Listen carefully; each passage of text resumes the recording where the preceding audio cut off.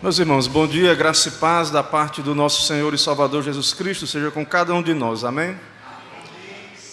Irmãos, nós então vamos nesse momento começar a nossa classe, né? Nós temos aí, são 10 horas, 10 e 2, geralmente até 11, 11 e 15 é o horário normal da nossa classe aqui, então vamos aproveitar o tempo.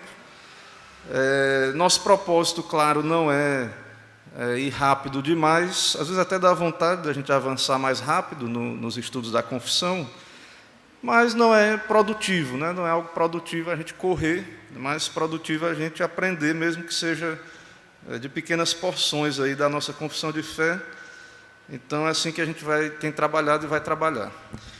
Vamos orar então, oremos ao Senhor. Senhor nosso Deus, Pai bendito, eis-nos aqui reunidos em Teu nome, no Teu dia, com tantos motivos de gratidão a apresentar diante de Ti. Nós não conseguimos nem enumerar, não somos conscientes de todas as bênçãos que nos alcançam constantemente. Não temos como enumerar a grandeza do Teu cuidado, das Tuas misericórdias, que tem nos trazido até aqui, nos sustentado, que tem nos apresentado, nos dado o Teu Evangelho e tem nos colocado num estado de graça, pelo qual podemos viver nessa terra com esperança, suportando as dificuldades.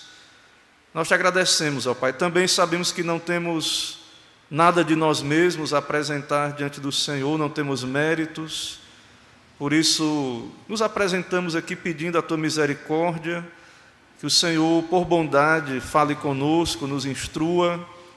E também, ó Deus, santifica-nos na Tua verdade, nos ilumina, nos instrui, opera em nosso coração e nos abençoa, ó Deus, nesse dia Teu. Cumpre a Tua promessa, ó Pai, de abençoar-nos nesse dia especial, quando estamos congregados. Que o Teu Espírito, com a palavra, opere com poder, e que o Senhor seja exaltado e bendito nesse dia, e venha o Teu reino sobre nós. É o que oramos, pedimos em nome de Cristo. Amém. Irmãos, nós chegamos a um novo capítulo da Confissão de Fé, que é um capítulo que vai falar acerca dos sacramentos. A nossa Confissão de Fé, ela tem um capítulo todo falando dos sacramentos. Para nós, de modo bem direto e claro, sacramento para o protestante é ceia do Senhor e batismo. Esses são os sacramentos para nós. Vamos entender um pouco o que é sacramento, né? O que não é, o que é essa palavra, entender um pouco o que significa para nós.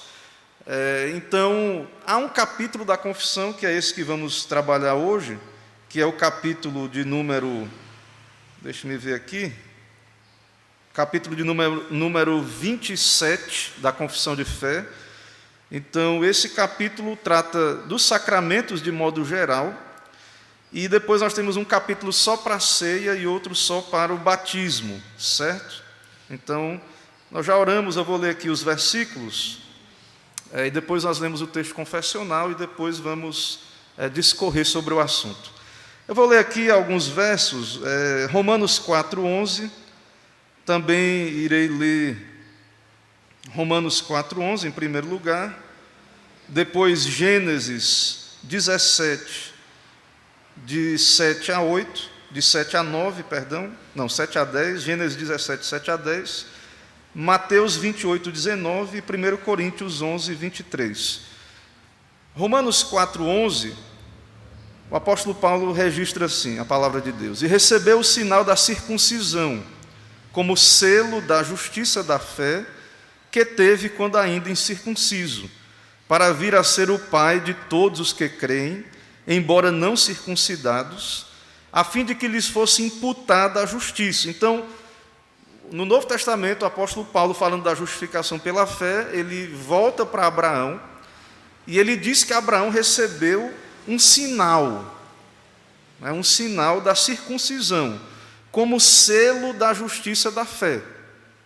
Então, lá na antiga aliança, nós já temos aprendido aqui, vimos no sermão anterior, que Abraão foi justificado pela fé, ele ouviu o Evangelho, ele ouviu a palavra e ele creu. E ele recebeu, então, um sinal e um selo, que foi a circuncisão do Antigo Testamento, que é um sacramento do Antigo Testamento. A circuncisão é um sacramento do Antigo Testamento. Assim como a Páscoa é um sacramento do Antigo Testamento. Então, sacramento nós vamos entender melhor, um sinal e um selo. Em Gênesis 17, de 7 a 10, novamente falando com Abraão, o Senhor diz: estabelecerei a minha aliança entre mim e ti e a tua descendência no decurso das suas gerações, aliança perpétua, para ser o teu Deus e da tua descendência. Dar-te-ei a tua descendência a terra das tuas peregrinações, toda a terra de Canaã, em possessão perpétua, e serei o seu Deus. Agora veja o que Deus diz. Deus entra em aliança, faz promessas a Abraão. Agora veja o que ele vai dizer. Disse mais Deus a Abraão: guardarás a minha aliança. Como é que ele vai guardar? E aí Deus vai dizer: tu e a tua descendência no decurso de suas gerações. Esta é a minha aliança, que guardareis entre mim e vós e a tua descendência. Todo macho entre vós será circuncidado. Então, no Antigo Testamento, na Antiga Aliança, o sacramento da circuncisão era os homens, o macho, o homem, o líder da casa, o representante ali pactual, o homem que era circuncidado. Mas quando o homem era circuncidado, isso representava que toda a sua família estava debaixo da aliança, todos os seus filhos. Então, agora no Novo Testamento, o batismo, não, as crianças, meninos, meninas, todos são batizados. Mas no Antigo Testamento, quando o homem era circuncidado, a mulher não tinha como, né? Depois vocês pesquisam o que é a circuncisão, é cortar uma pele, né, do órgão sexual masculino. Então, não dava para a mulher receber o selo e o sinal sacramental lá no Antigo Testamento, mas ela estava debaixo da aliança, quando o homem, o marido, né, quando os homens eram circuncidados. Então Deus fez uma aliança onde ele diz: o homem vai ser circuncidado e vai representar a família da aliança, ali naquele contexto. No Novo Testamento, nós vamos tentar entender, eu creio que a gente vai caminhar para entender isso. O batismo substitui a circuncisão, na visão pactual, aliancista. Mas a ideia desse texto que eu vou citar agora aqui, da confissão, é porque assim, esse sinal e selo não é qualquer um, é Deus que disse: circuncide. Eu estou em aliança, faça isso, circuncide. E no Novo Testamento é o batismo. E o batismo não é invenção de homens, né? A igreja, a instituição, a ceia do Senhor, não é invenção de homens. Então, Jesus deixou os sacramentos do Novo Testamento, o batismo e a ceia.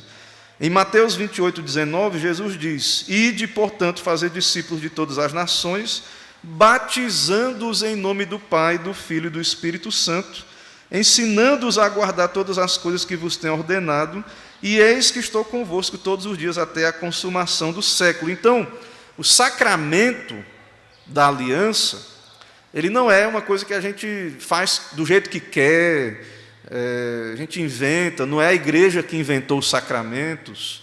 O sacramento é o que Deus, o Deus da aliança, disse: eu estou em aliança com vocês, esse é o sinal da aliança, então vocês precisam fazer isso para estar fiéis e obedientes à aliança. E falando da ceia, em 1 Coríntios 11, 23, Paulo diz: porque eu recebi do Senhor que também vos entreguei, que o Senhor Jesus, na noite que foi traído, tomou o pão. Então, antes de morrer na cruz, Jesus estabeleceu um sacramento chamado Santa Ceia do pão e do vinho. Irmãos, então, para tentar entender essa ideia de sacramento, perceba o seguinte: Deus é um Deus que se revela, Ele fala. Deus se comunicou na sua palavra. Deus falou de modo proposicional, ou seja, em linguagem que nós podemos entender, linguagem humana, com uma gramática, numa língua humana. Mas a comunicação, você sabe disso, a comunicação, ela não é só verbal, né? Por exemplo, eu estou aqui dando um estudo, então a gente gesticula, tem sinais. Quando você está se relacionando com alguém, a pessoa ela comunica, você precisa conhecer, para que você conheça alguém, ela precisa falar, mas nós sabemos, e hoje o pessoal está estudando aí cada vez mais, que não existe só a linguagem verbal, existe a linguagem não verbal. Então nós comunicamos por meio de gestos, ações, atitudes. Então Deus fala, Ele revelou a sua palavra num texto, ela foi falada, transmitida, ela foi escriturada, a palavra, mas Deus não nos deixou só com a palavra no sentido aqui verbal, no sentido gramatical, mas Deus deixou essa palavra de modo encenado em alguns sacramentos. Por exemplo, a teologia do pacto diz que lá no Jardim do Éden, quando Deus diz assim, não coma do fruto, era um pacto. E tinha ali a árvore do conhecimento do bem e do mal e tinha a árvore da vida. Muitos entendem que aquela árvore da vida é um sacramento, ela apontava para Cristo. Na verdade, Adão, se ele não tivesse comido do fruto, ele não precisaria de um Salvador, mas ela apontava para a vida eterna, que agora é simbolizada por Cristo, ele é a árvore da vida, simbolizada ali no Apocalipse. Então, Deus fez uma aliança, Deus deu palavra e Deus deu elementos visíveis para que confirmar como um selo e um sinal que nós estamos em aliança. Por exemplo, quando você casa, você faz um pacto e você usa um anel, né, uma aliança. O pacto não é a joia, o pacto é a promessa, é a troca de votos ali. A joia, ela representa o pacto. Mas isso está tão unido que quando você olha para a joia, você lembra que você fez um pacto. É um sinal visível. Você está comunicando para todo mundo que olha para você, quando você usa uma aliança, que você é uma pessoa casada, uma pessoa que está em pacto, em aliança. Você é uma comunicação não verbal. A pessoa não precisa você escrever para ela, eu sou casado e tal. Não, ela olha para você, ele está em aliança, ele anda, ele já fez uma aliança, é uma pessoa comprometida. Então, isso é uma comunicação, é um tipo de comunicação não verbal. É tipo as placas, né? Os animais, eles não têm uma comunicação verbal, mas as abelhas, elas tremem ali, ela faz uma dança e ela comunica para outra por meio de uma comunicação não verbal.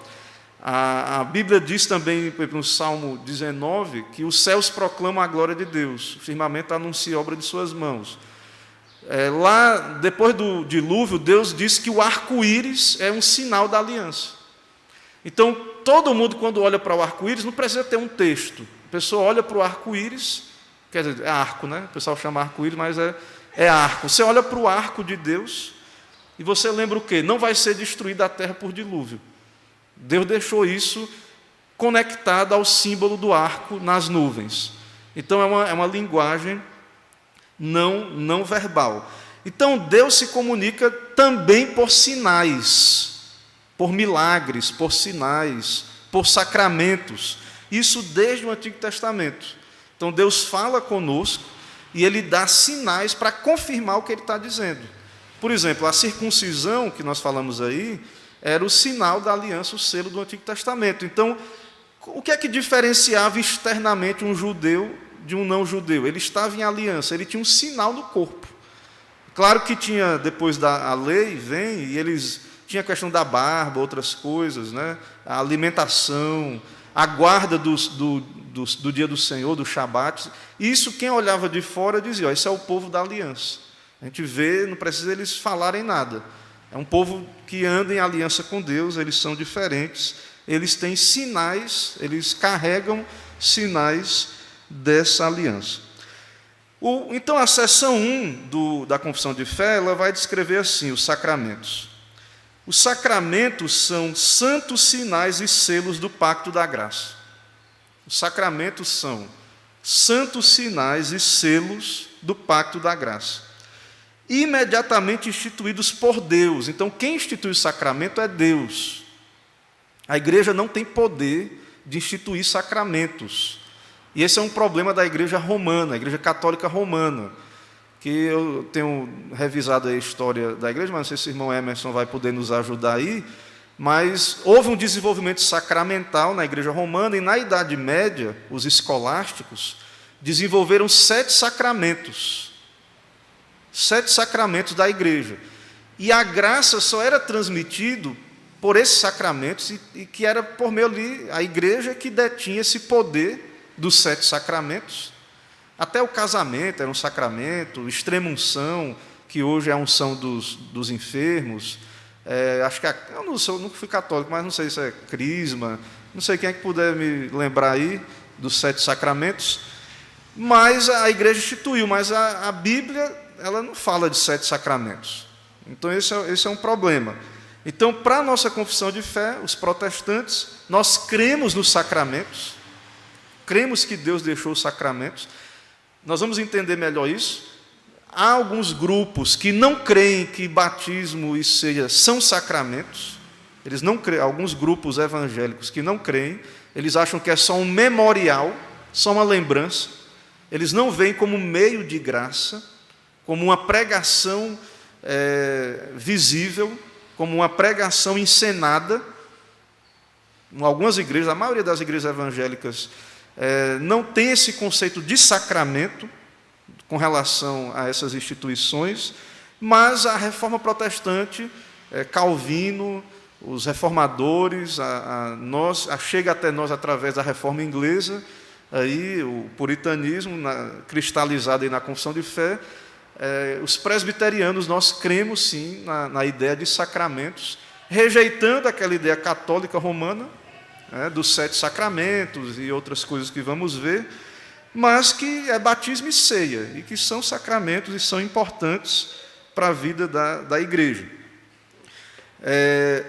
Então, os sacramentos são santos e sinais e selos do pacto da graça, imediatamente instituídos por Deus, para representar Cristo e os seus benefícios. Então, um sinal representa algo. Um sinal é algo que você olha e ele representa algo. Então, o sacramento, ele representa, os sacramentos, Cristo e os seus benefícios. Por exemplo, o batismo tem vários significados, mas a lavagem, a regeneração, é representado pelo batismo, e confirmar o nosso interesse nele, bem como para fazer uma diferença visível entre os que pertencem à igreja e o restante do mundo.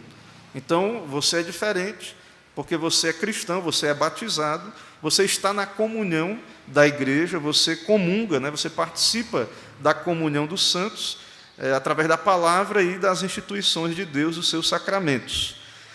Então, você pertence à igreja, há uma diferença entre o crente ligado a Cristo e à igreja e aquele que não é, ou não está em Cristo, ou não está ligado à sua igreja. E solenemente obrigá-los ao serviço de Deus em Cristo, porque o sacramento lembra da aliança, de pacto, e você tem obrigações pactuais. Então, a ideia de sacramento lembra que nós estamos debaixo de um compromisso, de um dever. E veja que a confissão de fé usa de novo a palavra obrigá-los. Então, veja que a nossa teologia clássica e reformada, ela lida dessa maneira aí com a questão do nosso compromisso. Há deveres, obrigações que nós devemos cumprir debaixo da nossa responsabilidade humana, segundo a sua palavra. E porque é bíblico, não é cumprir porque alguém está ali mandando sem base bíblica, mas cumprir porque é o que a palavra de Deus nos ordena. Certo? Então, nós vamos ver aqui um pouco sobre essa questão de sinal e selo. Certo? Os sacramentos, irmãos, essa questão aqui é importante. Tem todo um debate na história da igreja com relação aos sacramentos. E se houve muito debate, por exemplo, esse é um dos assuntos centrais da reforma, e principalmente com relação, por exemplo, à ceia. Lutero, ele cria, acho que é transubstanciação, é isso? Com. A Igreja Católica crê na transubstanciação. Inclusive, esse feriado do Corpus Christi, que aconteceu aí, eles celebram que se transforma ali o elemento, no próprio corpo do Senhor. A ideia do Corpus Christi é essa. E Lutero, ele cria que não se transformava literalmente, mas ele estava ali presente fisicamente. E já para os reformadores, a ala reformada, não se transforma na carne e no sangue, mas há um benefício. Pela fé, como falamos aqui na ceia, tão certo quanto comemos o pão e bebemos do cálice, se cremos e estamos em Cristo, nós participamos desses benefícios ali, por meio da ceia do Senhor, e também quando lembramos do nosso batismo, quando vemos alguém sendo batizado. Então houve muita controvérsia. Então, se você estudar a história da igreja e conhecer a história da igreja, você vai ver que isso foi muito importante. E a Igreja Católica Romana, ela caminhou para uma hierarquização, a Igreja Romana, questão do papado, da questão da sucessão apostólica, essa questão da hierarquização da igreja. E, de fato, para você receber graça, você tinha que ser membro da igreja, participar daqueles sacramentos ali, especificamente, quer você entendesse ou não entendesse, né, o que estava acontecendo. É claro que nós não somos contra e entendemos que a importância da igreja visível, mas, de alguma maneira, se tornou uma coisa meio mágica na igreja romana, né? Então, você formalmente entra na igreja, você senta nos bancos, você está exposto ali àquele rito, aqueles rituais, e automaticamente você recebe graça, crendo ou não crendo, entendendo ou não entendendo o que está acontecendo, tendo consciência ou não tendo consciência. Então, todo mundo ninguém queria romper com a igreja, porque ser excomungado, romper com a igreja católica, mesmo ela sendo corrupta ou tendo se corrompido, era ficar fora dos meios de graça, era arriscar a sua eternidade, né, por conta disso. Então, isso foi sendo desenvolvido na história da igreja, essa ideia sacramental, e isso trouxe muito poder para a igreja católica romana, né, e muito medo. As pessoas tinham medo de ser excomungadas, de não fazer parte da igreja, porque elas não estariam recebendo esses benefícios do perdão, da comunhão, porque era uma coisa meio ritualista, uma coisa meio mágica que acontecia, e que esse poder estava na mão do clero, estava na mão das autoridades eclesiásticas ali da igreja romana. Então, tem muito debate sobre isso, esse é um assunto importante, embora pouco tratado, conversado sobre ele, mas nós precisamos entender o significado, então, de sacramento. A palavra sacramento vem do latim sacramentum, que traduz o mysterium do grego. Então, sacramento é uma palavra que vem do latim, que traduz outra palavra grega, mistério. E hoje, mistério significa o quê, né? Na igreja evangélica, aí, geralmente, os pentecostais falam de mistério, aquela coisa meio mística, né? Aquela coisa de, sei lá, ter uma experiência e cair no mistério, né? Como eles chamam. Ou seja, algo meio, no pensamento geral, né? Algo meio secreto, sinistro, né? Algo assim misterioso. E esse mistério, na experiência pentecostal, é uma coisa meio, uma experiência estática, né? Ou do falar em línguas, ou outra experiência mística que eles têm aí. Mas na Bíblia é muito simples o que é mistério. Mistério é uma coisa que estava escondida e foi revelado. Pronto, só isso. O Evangelho era um mistério, em certo sentido. Ele estava revelado, mas havia ainda coisas a serem reveladas, mais luz a ser lançada sobre o Evangelho. Então, mistério na Bíblia é algo que estava oculto e foi revelado. Muitas coisas não eram claras no Antigo Testamento. Quando vem o Evangelho, isso é lançado luz e então, revelado a nós. Como eu falei aqui no estudo, né? O mistério mesmo. Nós somos gentios. No Antigo Testamento, o gentio estava perdido, não era salvo. Então, o grande mistério revelado claramente no Novo Testamento é que Cristo em nós é a esperança da glória, judeu, gentio, brasileiro, americano, europeu, asiático, quem quer que seja. Se Cristo está em você, então você tem a salvação, você tem a esperança da glória. Então, a palavra sacramento, então, veja que é um termo teológico, né? Um termo teológico, mas no sentido popular e no sentido aí usado no meio evangélico em geral, parece uma coisa que mais esconde do que revela. Mistério, uma coisa mistério, né? É segredo, é mistério. Então, é uma coisa que vai estar escondida ali, não é para todo mundo, saber, é secreto, né? Algo misterioso. Então, na Bíblia, mistério não é isso. A ideia de mistério, então, na Bíblia, é revelar algo que estava oculto. Então, o sacramento, o propósito do sacramento não é esconder, é revelar, apontar para Cristo. O sacramento tem a palavra pregada, e o sacramento ele é para trazer ainda mais certeza, confirmação, mais clareza do que Deus tem para nós, do relacionamento que Deus tem conosco. É como nós temos visto na pregação. Abraão pergunta: Senhor, como é que eu vou saber que o Senhor vai cumprir tudo isso? Aí Deus vai e faz aliança, manda cortar os animais, passa pelo meio. Deus está o quê? Mostrando visivelmente: eu vou cumprir a aliança, está aqui o selo, está aqui o sinal de que eu vou cumprir. Então, você vê ali os profetas, outro exemplo de sacramento, né, desse mistério, às vezes eles usavam elementos visíveis para as pessoas entenderem a mensagem. Por exemplo, na casa do oleiro, Jeremias na casa do oleiro, o vaso de barro que quebra e faz de novo.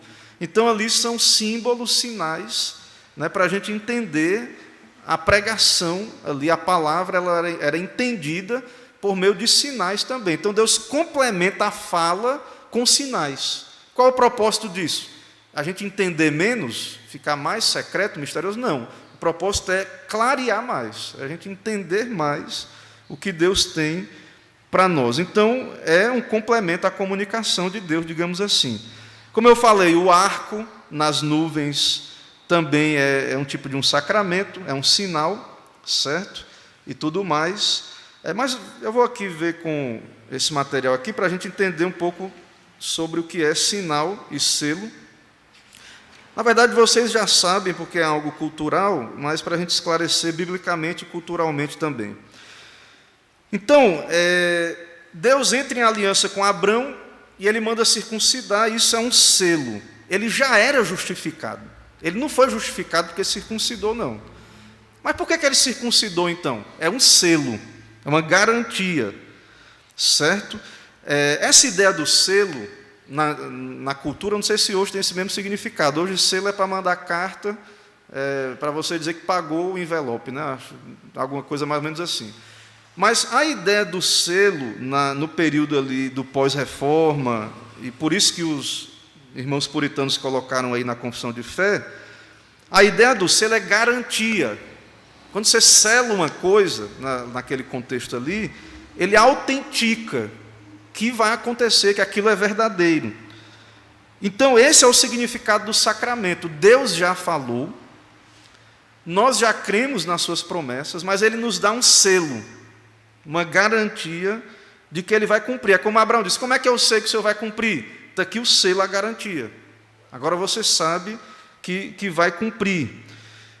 Então, essa é a ideia de selo, certo? Essa é a ideia de selo. A ideia de sinal significa o quê? O sinal é um símbolo, como eu falei, de algo que aponta para uma realidade, algo a que ele se refere, certo?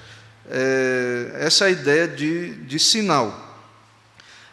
Um sinal, nesse sentido, podia indicar que a pessoa marcada pertencia a Deus e era parte da igreja, né? Mas, mais ainda, ele aponta para algo, né? Ele aponta para algo. Então, por exemplo, na ceia, o pão, aí Jesus diz assim: isto é o meu corpo. Não é o corpo literal. É isso que os católicos, né, não entendem. Quando ele diz isto é o meu corpo, ele está dizendo aqui, isso aqui é um sinal, certo? Não é o meu corpo literalmente. Porém, nós vamos ver que está muito ligado, embora não se transforme no corpo, mas representa o corpo. E quando nós, pela fé, cremos em Jesus, nós comemos da sua carne, né, representada pelo sinal. Você não come literalmente, porque não vira literalmente o corpo, mas você come espiritualmente. Então, está muito unido o sinal, né, e o que ele significa. Então, o sinal é algo que se refere simbolicamente a algo. É algo ali, um sinal físico, né, um sinal visível, que simboliza algo mais. Então, o pão simboliza o corpo que foi dado por nós. O vinho simboliza o sangue que foi derramado por nós. Mas você diz assim, mas isso está na Bíblia? Sim, essa ideia da cultura, isso surgiu na cultura, essa ideia de usar selo para garantir e usar sinais. Isso entrou na cultura pela Bíblia, foi influência bíblica na cultura. Então, esse costume histórico de usar sinais e selos para significar as coisas, isso é uma ideia de uma cultura bíblica, cristã, né? Então, essa ideia, por exemplo, inclusive os puritanos, o protestantismo, a gente tem que entender que houve guerras religiosas, né? Então, os protestantes, eles foram muito perseguidos. Hoje, a gente já vive num período mais de tolerância, e a gente esquece um pouco disso e não entende um pouco o que acontecia.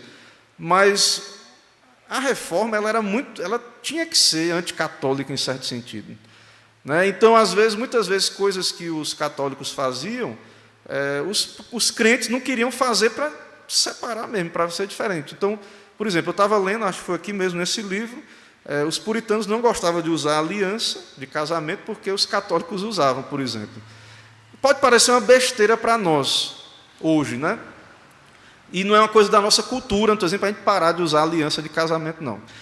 Mas é necessário entender essas coisas históricas, né? Então, eles não queriam ser identificados, confundidos, né? Porque sinais representam algo, são comunicações, né? Então, naquele contexto lá, às vezes, talvez só de olhar e ver que o indivíduo estava com aliança, talvez ele pensasse, é um romanista, né? Um inimigo da fé. E lá eles guerreavam. Naquela época, matava católico, matava protestante, e protestante, infelizmente, também matou católicos, né? Nas guerras religiosas. Diga, Gabriel. Pode falar aqui no microfone? Não, coisa bem rápida, né? Só um exemplo disso daí que o senhor falou, o senhor deu o exemplo da aliança, né? Sim. Hoje em dia, a gente vê muito a questão da cruz, né? Sim, sim. Muitas pessoas, apesar de não ser errado, pecado, mas só que hoje muitas pessoas não usam a cruz porque eles, né? Às vezes, quando você usa a cruz, você é católico. O protestantismo brasileiro e da América Latina, ele também é muito anticatólico, porque por 300 anos, irmãos, o Brasil esteve fechado ao Evangelho. Foi colonizado por Portugal, igreja e Estado estavam unidos, e não teve invasões dos franceses na Baía de Guanabara e dos holandeses aqui no Nordeste em 1630. Mas o Brasil era um país totalmente católico. Quando os protestantes chegam, eles são a minoria. Havia influências liberais no sentido econômico, e o rei autorizou os imigrantes cultuarem, não evangelizarem, mas cultuarem em lugares fechados. E depois permitiu-se lugares de oração e de culto sem cara de igreja, sem característica de igreja. E isso permanece na cultura do Brasil. Então, não podia simbolizar que ele era uma igreja, colocar uma cruz, alguma coisa assim. E isso virou uma marca do protestantismo. Então, as pessoas, muitos evangélicos e tudo, acham que é coisa de católico colocar uma cruz na igreja ou na frente. Lá no seminário de Teresina, eu trabalhei lá como bolsista em várias funções lá no seminário, e teve uma época que eu fiquei na portaria. E aí o pessoal passava dentro dos coletivos, que lá é uma avenida, o pessoal passava fazendo sinal da cruz na frente da igreja, da capela do seminário, que é uma igreja presbiteriana, a igreja da Pissarreira, que tem uma cruz, é uma igreja que um pastor coreano, que é o fundador do seminário, construiu. E o pessoal achava que era católico, porque há algo na cultura brasileira de que as igrejas evangélicas, ou o templo evangélico, ele, em geral, não tem muito cara de igreja, e não usa cruz, e você vê uma igreja com cara de igreja, às vezes você acha que é católico, né, e tal, e tudo mais. Mas não é assim na Europa. Se for na Europa, Estados Unidos, tem muita igreja presbiteriana com igrejas com características, né, de igreja mesmo.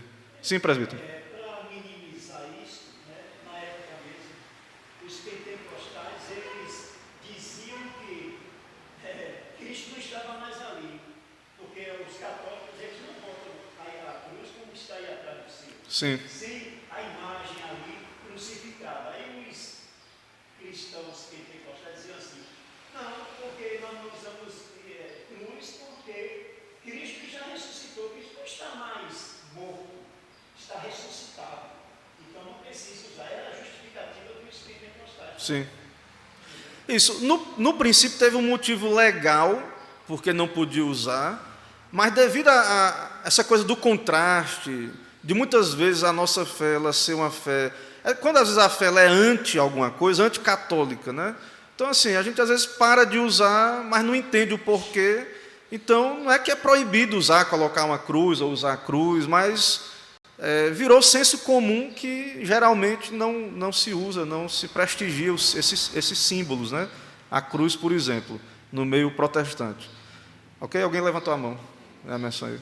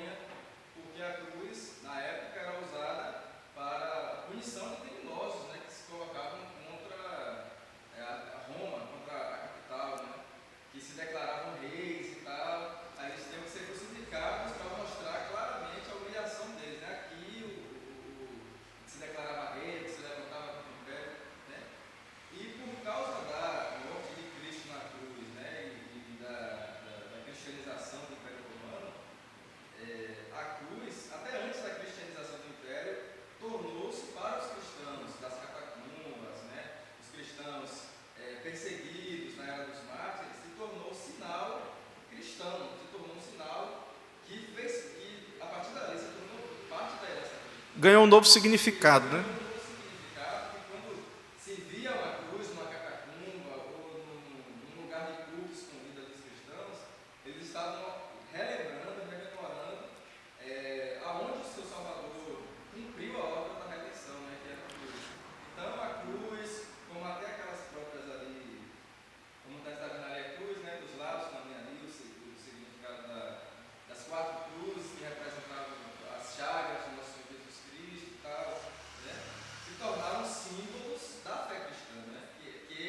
Sim. Parte da herança cristã e que a Igreja Católica, quando assumiu aí o poder no Ocidente, tomou para si, né? Então, algo que não é da Igreja Católica, é da herança cristã, mas por ser muito usado lá se tem essa ideia.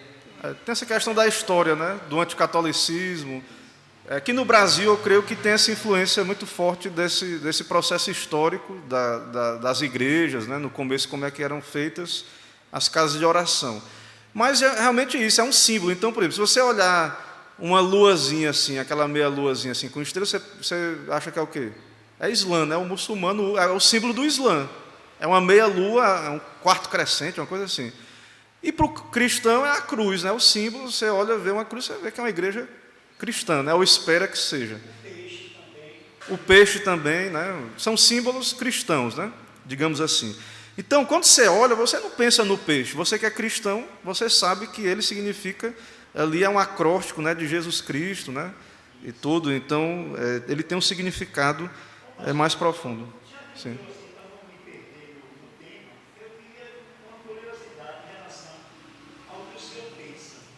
Sim.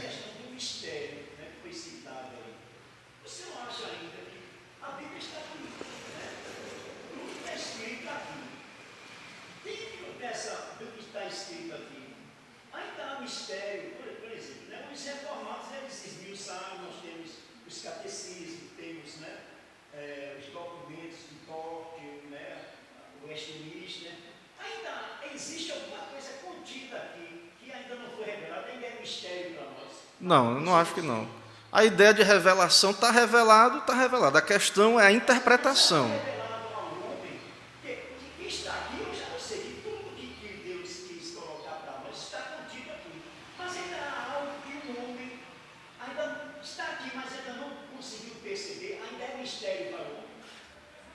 Não, o que está, a ideia de Bíblia é a revelação. Se pode ser misterioso por dificuldade de interpretação. Mas a ideia de estar aqui, a ideia foi revelar. A ideia não foi esconder. Certo? A ideia de Deus, o livro de Apocalipse, a palavra ali, Apocalipse, é revelação. A ideia é revelar. Agora, a gente tem dificuldade de entender alguns símbolos, a linguagem apocalíptica, alguma coisa. Mas a ideia em si é revelar mais do que esconder. Eu falo assim, Mais do que esconder. vamos supor que daqui a algumas décadas surja algo novo dentro da palavra de Deus que já está escrito, mas que o homem cria uma ideia de que ainda é mistério, que ainda vai ser desvendado, Deus ainda vai dar capacidade de alguém chegar a fazer uma descoberta dentro do que já está ali revelado. O senhor não crê nisso? Não, eu creio que a teologia ela foi se desenvolvendo na história, há uma linha de ortodoxia, e Deus tem iluminado a igreja a chegar a uma clareza maior do que já está aí. Então, assim, os pontos fundamentais já é claro para todo mundo que lê a Bíblia e conhece as Escrituras e a história da igreja. A igreja ela foi sendo conduzida no processo histórico a entender a mensagem. Porém, algum ponto ou outro pode ter um aprofundamento, mas não é que vai surgir como algo totalmente novo. Então, eu particularmente não creio nisso. Eu creio que a gente pode, a igreja, chegar a conclusões. Eu não estou falando aqui de uma releitura. Sim, sim. É algo realmente novo. Então, o senhor acha que não é simplesmente um aprofundamento maior? Isso, eu creio que sim. Não creio que há nada. Inclusive, o gnosticismo, ele trabalhou muito essa ideia de que tinha conhecimentos acréscimos, né? E as seitas trabalham muito em cima dessas novas revelações, ou de mistérios, ou de coisas que descobriram no texto e que... Então a gente segue uma linha de interpretação na história da igreja mais segura, que é interessante, né, seguir, porque Deus tem iluminado não só nós hoje, mas Ele vem iluminando a igreja no decorrer da história. Certo? Diga lá, meu irmão Diácono Raimundo. O senhor falou de 300 anos, cara, que nós ficamos sem Igreja evangélica, reformada. igreja evangélica. Mas, por causa do catolicismo. E a igreja ela se aproximou na missão lá,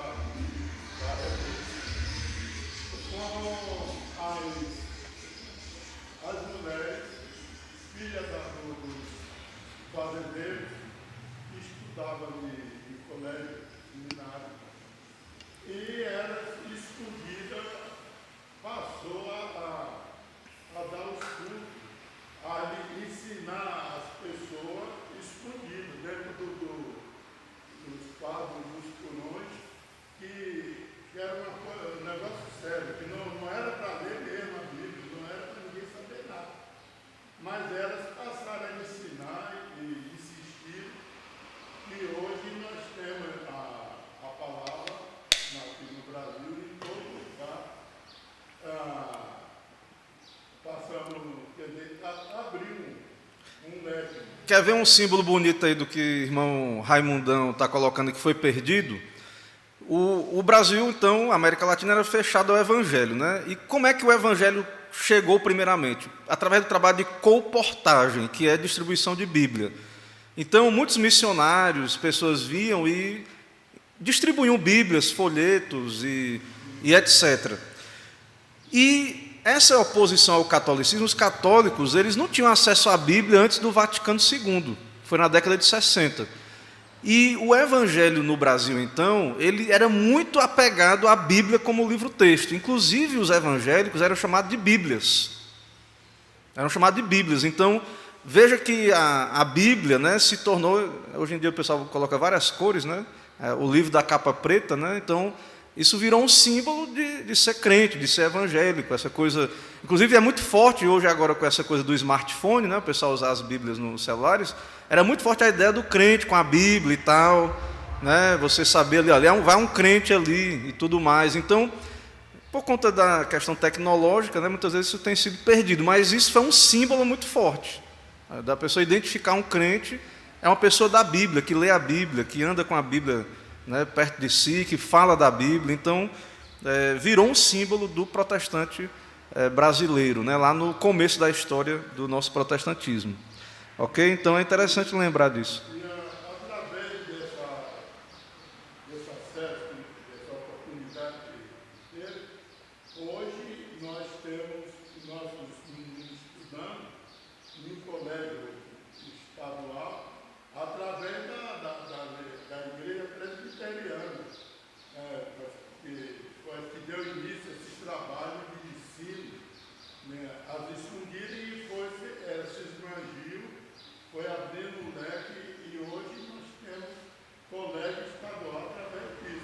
Outra frente que os missionários trabalhavam era escolas, né?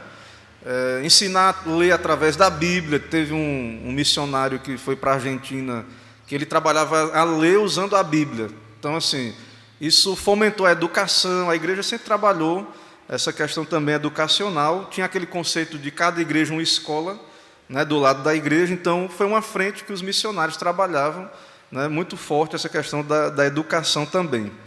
Né? A gente tem na nossa igreja a questão do Mackenzie, começou com escolinha do pastor ensinando meninos e meninas. Então, essa é um símbolo também muito forte, a educação muito ligada à fé protestante, embora os católicos também tinham, né, as suas catequeses, seus ensinos também, ok? Então, aqui o material que estamos trabalhando, Spru, ele volta ali para o Antigo Testamento para ver vários símbolos, né? O dia da expiação, tinha aquela questão dos animais ali que carregavam o pecado, era um símbolo, né, do perdão. Eram rituais importantes. Então, veja que sempre Deus se comunicou também por meio de símbolos. O cordeiro, que era morto, os animais, que eram mortos.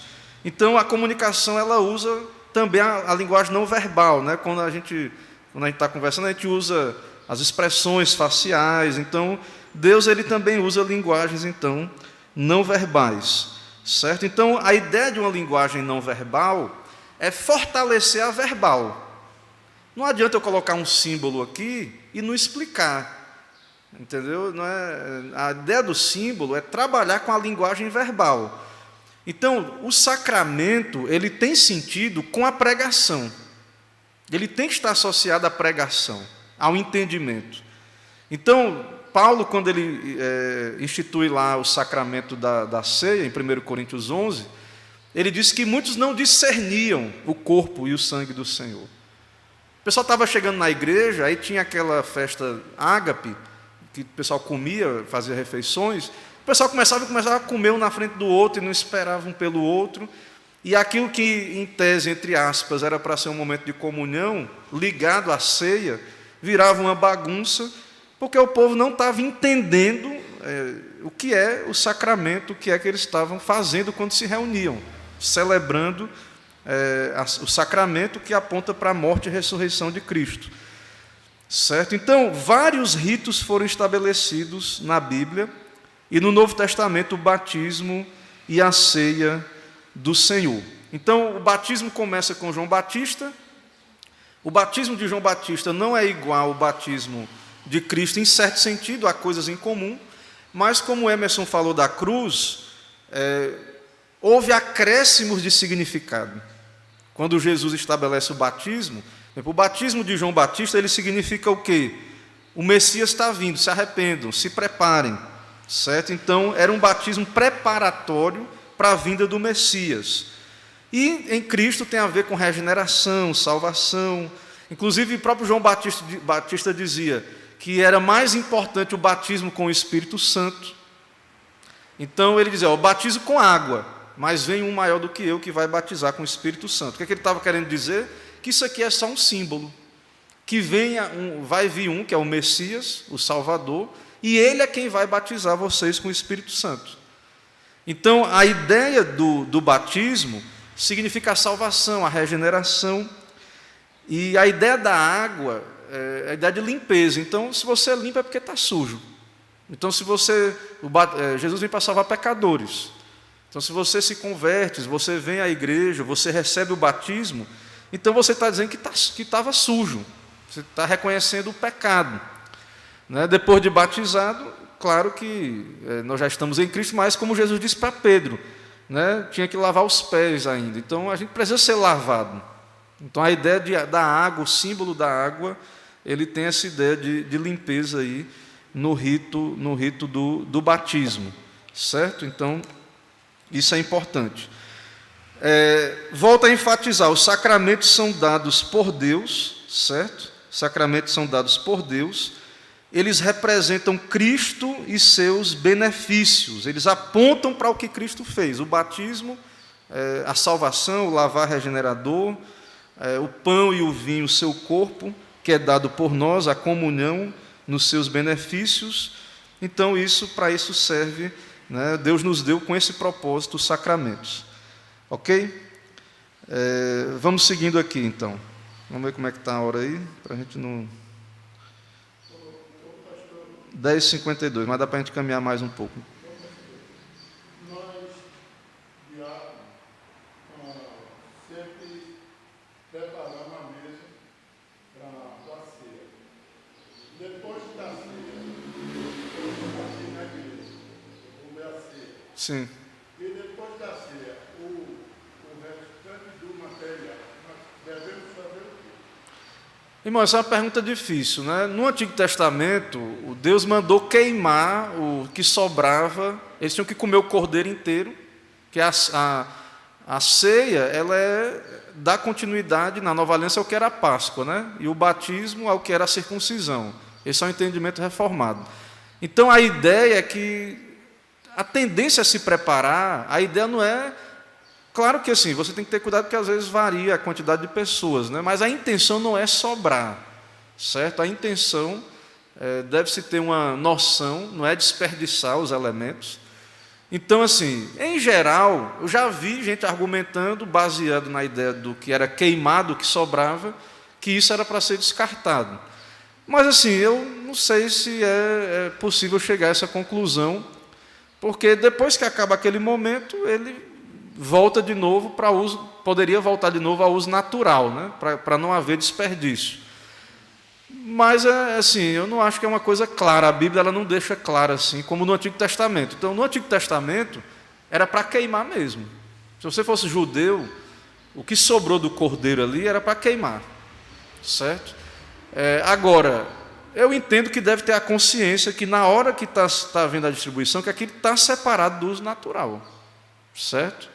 E então, quando sai, ele é tirado ali daquele uso, ele volta ao uso, né? Se for consumir, então ele deve voltar ao uso natural. Mas a nossa igreja não tem um artigo específico sobre isso. Então, assim, eu particularmente acho que é uma questão de particular, entendeu? Uma questão de foro particular aí, né? Eu particularmente não faço uso.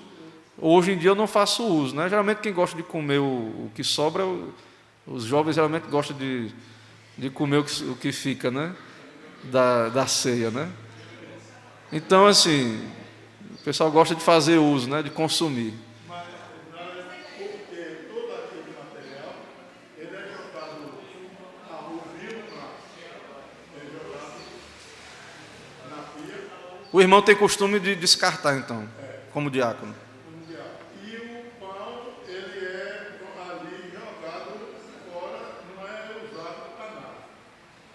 Depois bota ele dentro da água, com o pão molhado, e dali bota fora. Sim. Porque eu também vi pessoas tirando do sobrou, vai levar na casa, sua galinha. Aí é por isso que eu estou fazendo a pergunta. Sim. Porque se é um trabalho de Deus, que Deus está mandando a gente fazer, então nós temos que ter uma reverência. Nós temos que convocar um novo concílio para discutir esse assunto, que não foi discutido, né, na igreja. Então tem que subir um documento aí para o Supremo Concílio perguntando, né?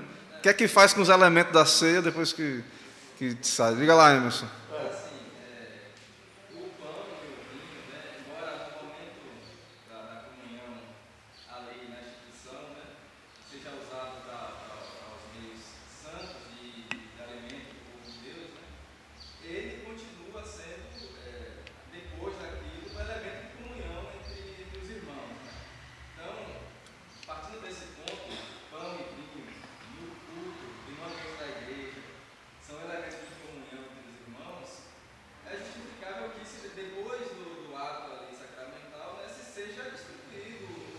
Não pode comer escondido, né, meu irmão? Não pode esconder para comer sozinho depois, né? Então, assim, o argumento de Emerson é interessante em que sentido? Se você ver lá em Corinto, havia uma festa ágape antes da ceia. Então, tinha comida, o pessoal fazia uma refeição comunitária. E, no contexto dessa refeição comunitária, acontecia a ceia. Então, pode perceber lá em Corinto que o pessoal ia para comer, tanto que tinha gente comendo até demais, no contexto, indo na frente dos outros e tal. Então, assim, seria um argumento aí que ele colocou, né, um argumento que ele está usando, que seria um uso lícito depois ali, no momento de comunhão, para não haver desperdício, ser consumido, né, compartilhando ali com os irmãos. Só que em Coríntios também tem um outro lado que é Sim. nebuloso. É que as pessoas comiam e quando os pobres chegavam para comer, aqueles que tinham menos poder aquisitivo, ficavam sem nada. Aí por isso que Paulo admoesta muito esse povo de Coríntios que faziam da ceia algo totalmente distante do seu propósito. Também. Isso, os ricos, havia uma segregação, né? Como existe a segregação entre ricos e pobres muitas vezes. Então o rico fazia aquele banquete e tal, e vinha na frente, comia, bebia, se embriagava, e o pobre ficava, né, vendo navios lá. Então havia uma segregação dentro da igreja. É o que acontecia lá na festa ágape, antes de Paulo exortar aqueles irmãos, né? Então não pode haver isso. Então perceba que na comunhão da igreja ali, acontecia a ceia no contexto dessa comunhão maior. Então é como se pegasse ali elementos dessa comunhão, separava o pão e o vinho, e eles celebravam ali. Então, era num contexto de comida e bebida que acontecia, né? Então, como a questão do sacramento para nós não importa a quantidade, e graças a Deus os irmãos têm comida em casa, né? Os irmãos geralmente comem em casa antes de vir para a igreja. Então, a ênfase não é no tamanho do pedaço do pão, né? Não é na quantidade do copo de vinho, né? Não é essa a ideia. Então, por isso que a gente recebe pequenos elementos ali e depois a gente faz outra refeição, um cafezinho, alguma outra refeição de comunhão depois. Mas aparentemente lá em Corinto era assim. Era no contexto de uma festa. Há uns anos atrás, aqui, talvez os gandulhas até se lembrem, quando terminava a ceia, algumas crianças iam correndo lá na cozinha, só para comer o pão. Acontecia isso aí. Saía correndo rapidinho para chegar lá e comer o pão. Era uma tradição até. Inclusive assim, hoje é muito mais comum você ter acesso e comprar o suco de uva concentrado, mas antigamente não era. Não era tão fácil assim o acesso. Então é um suco gostoso, né, concentrado, e aí assim, as pessoas vão querer, né, uma coisa que tem um gosto, né, não vai querer desperdiçar talvez aí. Então, irmãos, assim, o conselho pode deliberar também, como concílio local, sobre isso. O conselho local pode decidir o que é que vai ser feito com os elementos. O conselho tem autoridade, como concílio, para tomar essa decisão. Então, a minha orientação, que eu digo, é que eu não vejo base, assim, algo bíblico no Novo Testamento dizendo, eu ouço os argumentos, acho bons, né? Então, acho que o argumento baseado no Antigo Testamento é interessante, de descartar porque foi consagrado. Mas eu acho também um argumento de Emerson interessante. Então, particularmente, eu não sou categórico aí quanto a isso, mas o conselho, para manter a boa ordem da igreja, se achar que está havendo irreverência com a questão dos elementos ou qualquer coisa, pode deliberar aí e ficar em ata, né, do conselho e pedir para os diáconos, então, executar. Então, considerem aí os irmãos, né, caso queiram fazer alguma alteração. Aparentemente, hoje, o que acontece é o que Emerson disse, né? Eu não fico de olho, não fico fiscalizando, mas eu acho que o que sobra ali, às vezes o pessoal se reúne ali e fica conversando e acaba tendo um momento de comunhão, né, em torno do pão e do suco que sobra, suco de uva, né, que tem ali. Ok? Irmãos, o tempo está correndo aí, acho que já até acabou. Deixa eu ver que horas são. 11 horas já temos. Vamos tentar resumir aqui para concluir. Então, da perspectiva teológica, os sacramentos, eles são sinais sagrados e selos da aliança da graça. Então, Deus está em aliança conosco. Como é que nós sabemos disso? Ele falou, mas Ele não só falou, Ele nos selou. Ele nos dá selos visíveis. Então, é como Lutero dizia, toda vez que você acorda, lembre-se do seu batismo e viva de acordo. Então, o que ele está querendo dizer é o seguinte, quando Satanás tenta ele, diz, eu confio em Deus, eu sou batizado, eu tenho um selo, eu tenho o sinal, eu estou em aliança com Deus. Claro que esse sinal só tem valor se ele é crente, né? Só tem valor por causa da palavra, não é que o sinal em si ele tem algum poder místico, né, nele, mas o poder é por causa da promessa e da palavra, mas é um elemento visível que garante da parte de Deus que estamos em aliança, certo? O sinal da aliança, por exemplo, dado a Abrão, né, foi um sinal sangrento, e quem era judeu sabia que era judeu porque tinha aquele sinal da aliança, o corte do prepúcio, né, dos meninos, do sexo masculino.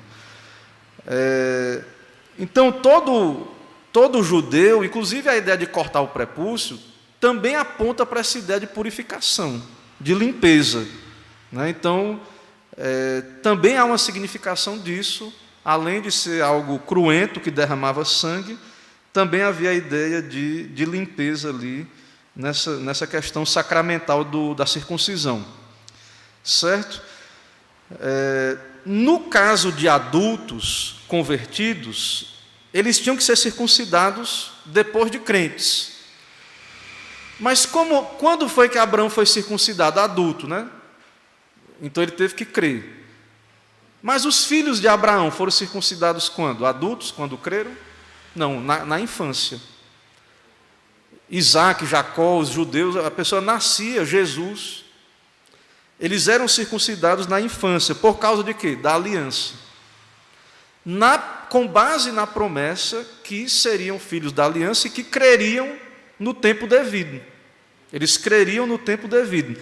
Não é que a circuncisão garantia já que eles estavam salvos, que eles seriam crentes, mas eles estavam debaixo da aliança. Então, Abrão fez sua profissão de fé como adulto e foi circuncidado. E, geralmente, as igrejas que defendem o batismo só de adultos usam isso como argumento. Mas depois os seus filhos foram circuncidados, como Isaac, quando criança.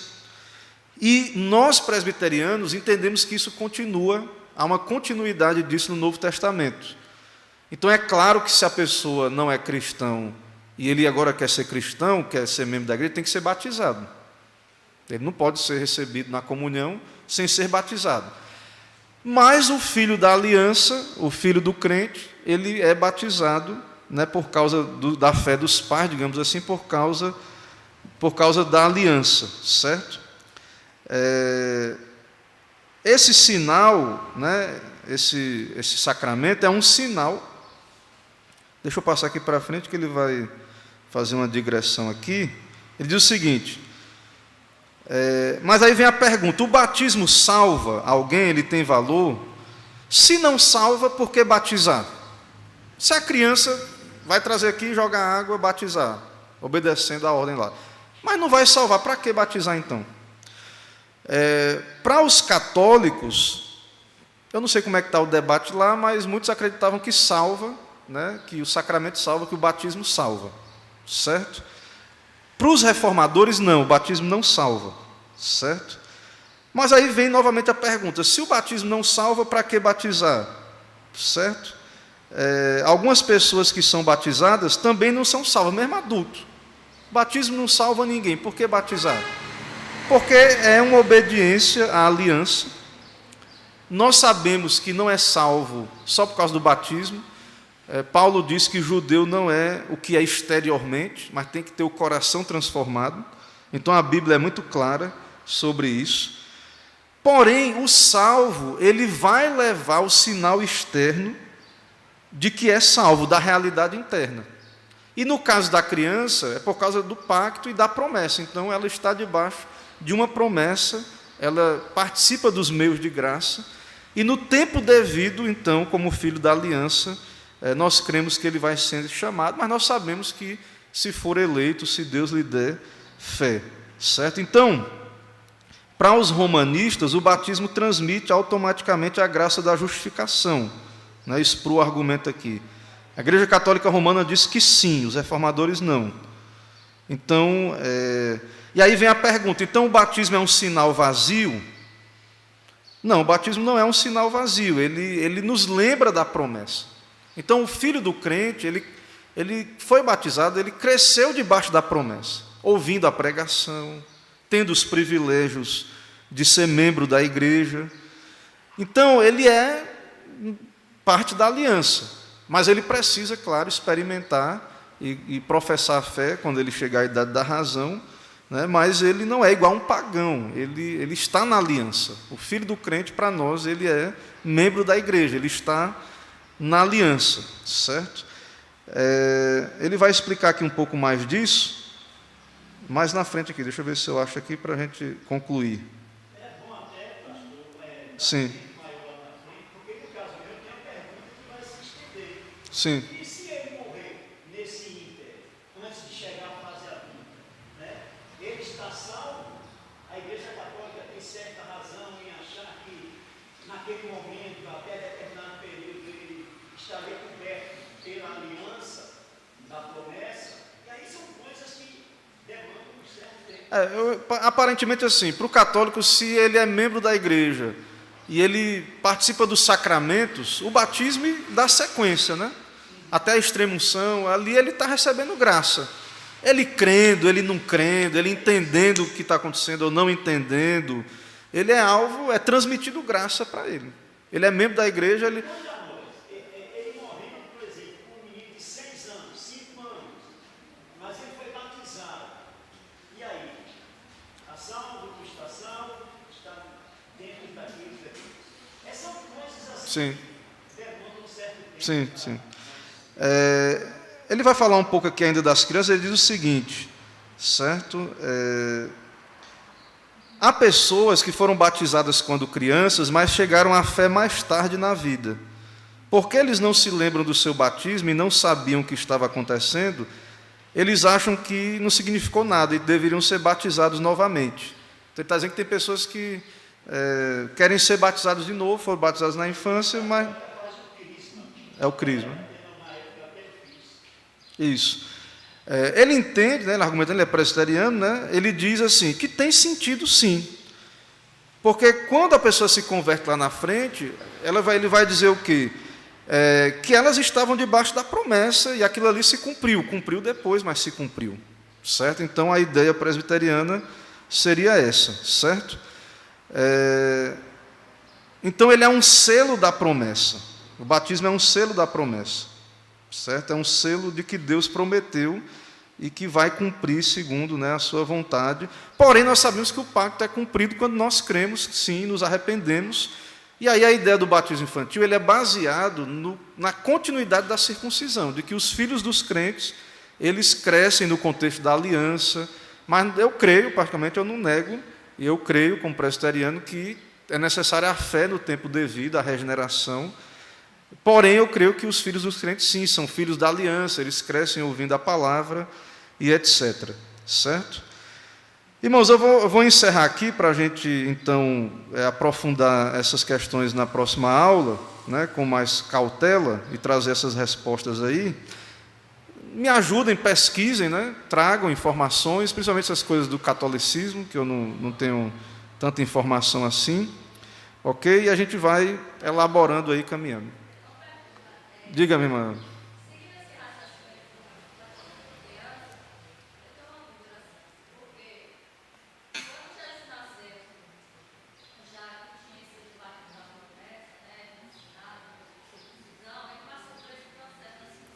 Sim.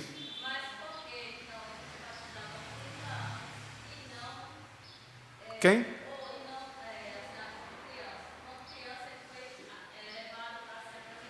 Eu não vi quem foi a segunda pessoa que você falou.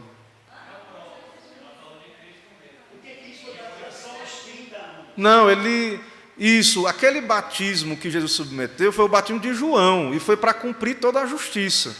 Né? Então, assim, inclusive João nem queria batizar o Senhor Jesus. O batismo que Jesus estabelece, tem algumas características do batismo de João, mas é uma instituição que Cristo estabeleceu para a igreja.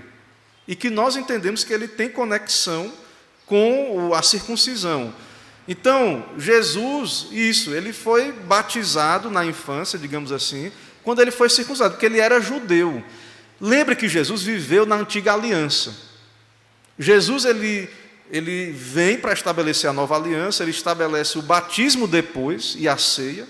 Então, ele viveu como judeu. O símbolo que ele era da aliança era a circuncisão.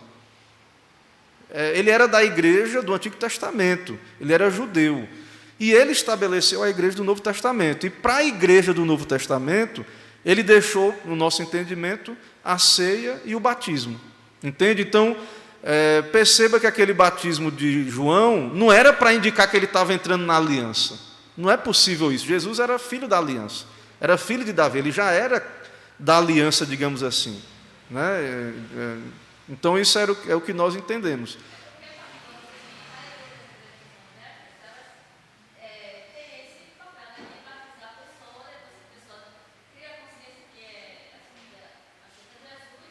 Sim.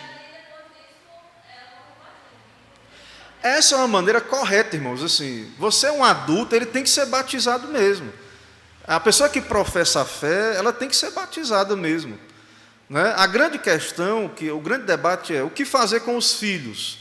Eles vão crescer na comunhão, eles vão vir à igreja. Né? O que fazer? Nós sabemos que eles não vão ter fé só porque é filho. Nós sabemos disso, nós não negamos isso. Né? Por exemplo, Abraão teve Isaac e Ismael. Ismael não foi crente.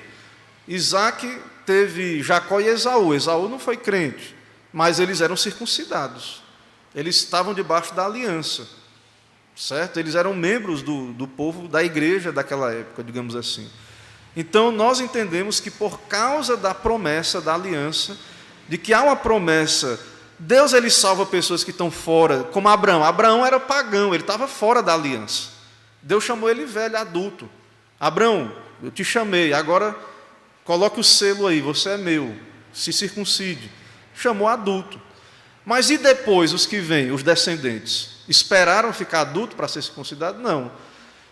Se você levar os reformadores, quando eles leem aquele texto assim, do carcereiro, que ele foi batizado e os da sua casa, muitos entendem que eles todos foram batizados ali, crianças e tal. Alguns que estavam adultos creram também, e outros por causa da aliança. Então foi batizado ele e todos da sua casa. Quando você vê a pregação dos apóstolos, você vê eles dizendo assim: essa fé é para vós e para os vossos filhos. Então a ideia é que o pai, ele não vai ficar esperando o filho ser adulto e decidir se vai crer, não. Ele vai criar, confiando na promessa, ensinando o evangelho para o seu filho, tratando ele como filho da aliança, como crente, digamos assim, sabendo que a fé é dom de Deus e vai vir no tempo devido. Mas ele vai, baseado na promessa, ensinar o evangelho, quem é Deus, e a criança ela vai crer. Claro que ela vai ter a princípio uma fé que é dependente da fé dos pais, uma fé que alguém pode chamar histórica. Ela vai acreditar naquilo ali, porque ela confia no ensino dos seus pais. Os pais vão orar e, no tempo devido, se ela de fato for regenerada e crer, ela vai professar a fé. Mas aí, se ela não crer, se ela não se tornar um crente genuíno, se ela não tiver fé salvadora, aí, irmãos, mas ela não é igual a um pagão, ela foi da aliança. Ela vai lembrar para sempre que ela foi da aliança. Ismael foi da aliança, Esaú. Aqueles que foram réprobos, Judas, ele participou da aliança. Então, para nós, essa pessoa, ela não é igual a um pagão que nunca ouviu do evangelho, que nunca teve oportunidade. É isso que nós pregamos, não é que batizou foi salvo. A gente não está dizendo que está salvando as crianças batizando. Então o pessoal não, por causa do anticatolicismo, muita gente tem dificuldade com a igreja presbiteriana, porque eles acham que o batismo infantil que nós cremos e pregamos é o mesmo fundamento da igreja romana, é a mesma ideia. Então muita gente tem interesse na fé reformada, mas quando chega no batismo infantil, às vezes tem resistência, né? E existem igrejas batistas reformadas, e às vezes assim, a pessoa pode ser reformada e não ser presbiteriana. De repente, antigamente não tinha, né? Mas está surgindo denominações, como a Igreja Batista Reformada, que a nossa confissão e a deles é quase idêntica. O que muda é o sistema de governo, que eles são congregacionais, e o batismo, que eles não batizam crianças, mas eles são pactualistas e tal, e etc. E esse movimento está crescendo, eu espero que cresça, que tenham igrejas batistas reformadas, e não tenho nada contra os batistas reformados, leio pastores batistas, literatura batista, principalmente os reformados, mas nós cremos, por causa do pacto, para nós a conclusão lógica do pacto é: É adulto, tem que ser batizado mesmo e crer. É filho, é criança, por causa da aliança, pode batizar, é membro da igreja, crie como filho da aliança. Se for eleito no tempo devido, vai ser salvo. Se não, mas ele foi eleito para ser um filho de um crente, ele teve a oportunidade, né? O desperdício dessa oportunidade, na perspectiva nossa, é colocada na conta da responsabilidade humana. Deus deu oportunidade, Deus deu chance, ouviu, foi ensinado, né? E aí não quis, como alguém adulto. As pessoas, a gente vive num país cristão, elas têm a oportunidade de ouvir a pregação. Muitos estão ouvindo a pregação e tal, não crê, não quer ser crente, é colocado na conta dele, a responsabilidade dele, vai responder diante de Deus, por não crer. Então isso aí não tem dificuldade para nós. Mas é difícil, um assunto que é polêmico, né, que nós precisamos aprofundar, caminhar. Vamos caminhando aí para tentar esclarecer, ok? Diga, meu irmão Raimundo. Pastor, eu fui batizado na igreja católica. Sim. Aí vim solteiro no mundão. Eu fui, Cristo me resgatou. Isso é um testemunho ou você está contando um exemplo? Não, eu estou falando, a pergunta que eu vou fazer ao senhor. Mas é baseado na sua história? Tá. Então, quando Cristo me resgata, eu me torno uma nova criatura, né? Sim. E se eu me tornar uma nova criatura, eu tive que me batizar na igreja, mais uma vez na igreja de Cristo, né? Sim. Isso é polêmico, na verdade. Vocês vão ter paciência de ouvir a resposta, por causa do tempo. Porque isso aí demanda uma explicação histórica. Essa questão que o irmão está perguntando aí, o que acontece? Depende muito, assim, de se você considera a Igreja Católica uma igreja cristã, lato sensu, é cristã. Ou se você entende que a Igreja Católica deixou de ser uma igreja cristã e não é aceito o batismo. O que é que acontece? No período da Reforma, muita gente que veio do catolicismo para o protestantismo não foi rebatizado. E a igreja reformada holandesa, por exemplo, não rebatizava. Porém, os jesuítas batizavam a rodo índio. Aí, quando os holandeses chegavam aqui, por exemplo, eles não rebatizavam. Eles tratavam como cristãos, um cristianismo distorcido, mas ainda, em algum grau, um cristianismo. Mas depois, por exemplo, Simonton e os americanos, a missão americana, quando vinha para cá, por conta desse processo anticatólico e por conta de uma perspectiva que eles traziam, eles rebatizavam católicos. Então isso está na história do nosso protestantismo. Hoje a igreja presbiteriana tem resoluções dizendo que igrejas neopentecostais não são igrejas cristãs e dizendo para rebatizar quem vem de igrejas neopentecostais, inclusive católicos. Porém, há toda uma questão que a Bíblia diz que há uma só fé, um só batismo. Historicamente, por exemplo, quando estou citando os reformados holandeses, não rebatizava, era cristão católico, agora é cristão e era recebido. Mas a nossa igreja é uma igreja de missão americana que rebatizava. E qual é a base disso? Na verdade, assim, não é rebatismo o nome. Não é aceito o batismo católico e de igrejas neopentecostais, em geral, é tido como não válido, porque essas igrejas, segundo a leitura, deixaram de ser igreja cristã. Se distanciaram tanto do cristianismo que deixaram de ser igrejas cristãs. Então, a nossa denominação tem o hábito de rebatizar. E muita gente também é outra resistência. Mas a pessoa era da Igreja da Graça, Igreja Universal, ou de outra igreja neopentecostal, ou católico, e ele... Não, eu sou cristão, eu criei em Jesus e tal já. E às vezes assim, chega na igreja e vai para o conselho, tem que ser rebatizado, e muita gente não aceita, né? Não quer, por conta dessa visão. Mas a gente tenta explicar, tem uma questão histórica aí, e é um assunto, então, também que tem uma certa polêmica, né? Eu entendo que não vejo problema no rebatismo de seitas, de grupos assim, você entendendo que ali não é um grupo verdadeiramente cristão, né? Mas se é um grupo cristão, então é difícil, porque você tem que qualificar, né? Tem que qualificar. Até que ponto os neopentecostais são cristãos ou não? Eles pregam o evangelho está ali naquelas igrejas, então é difícil. Volto a dizer, a nossa denominação tem orientado para o rebatismo. Ou não, né? O nome não é rebatismo, é não considerar válido aquele batismo. Então seria um primeiro batismo. Então, por conta das heresias que estão ali junto com o batismo católico, por conta das heresias, poderia-se dizer que tem que se rebatizar. Outros vão dizer, não, mas independente da heresia, foi feito com água em nome do Pai, do Filho e do Espírito Santo. Então vão dizer, não, é válido. Então vai ter essa polêmica. Mas a nossa igreja, geralmente, ela orienta a não considerar válido o batismo católico e o batismo de neopentecostal. E o batismo está muito associado à entrada na igreja, justamente isso que o irmão está falando. A conversão, mudança de vida, ser nova criatura. Então ele tem esse símbolo na igreja evangélica brasileira muito forte.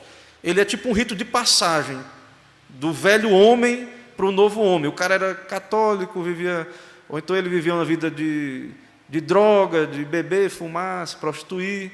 Então agora ele é crente, então é muito forte essa ideia de que ele vai ser batizado. Então se você não batiza, o batismo ele é como se marcasse essa transição, como o irmão falou. Então é muito forte esse modelo de conversão, né, aqui no contexto brasileiro, porque todo mundo era católico, todo mundo era pagão, e para entrar na igreja, então, tem que agora passar por essa conversão.